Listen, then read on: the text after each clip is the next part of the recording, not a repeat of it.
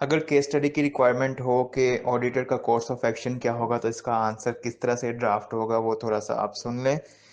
इस तरह के क्वेश्चन में मोस्टली जो केस स्टडी दी होती है उसमें एक डिसएग्रीमेंट चल रहा होता है ऑडिटर और मैनेजमेंट के दौरान किसी अकाउंटिंग ट्रीटमेंट को लेके कि ऑडिटर का कहना होता है कि ये ट्रीटमेंट ऐसे होगा, मैनेजमेंट कहती है कि नहीं ये ऐसे होगा, तो दोनों में डिसएग्रीमेंट होता है। तो उस केस में नीचे रिक्वायरमेंट होती है कि ऑडिटर का कोर्स ऑफ एक्शन क्या होगा।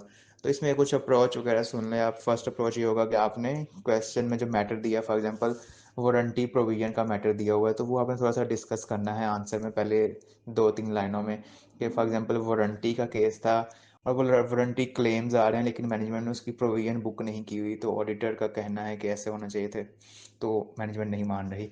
सेकंड जो स्टेप होता है वो inquiry from management and those charge with governance.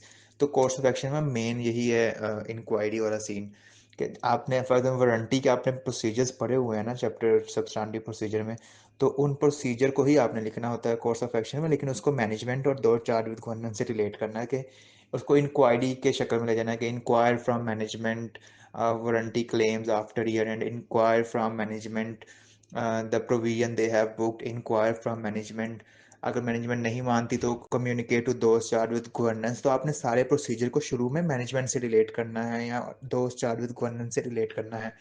और लास्ट स्टेप ये होता है कि आप रिपोर्टिंग इम्प्लीकेशंस भी लिख सकते हैं अगर मैनेजमेंट डिसएग्री करती है।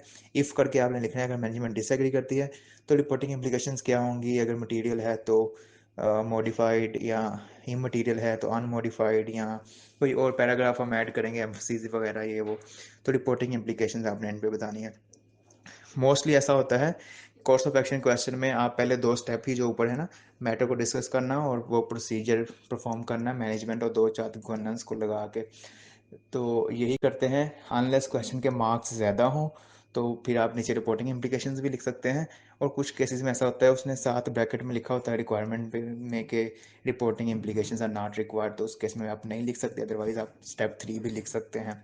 तो I hope it helps how to draft answer with the requirement auditor's course of action.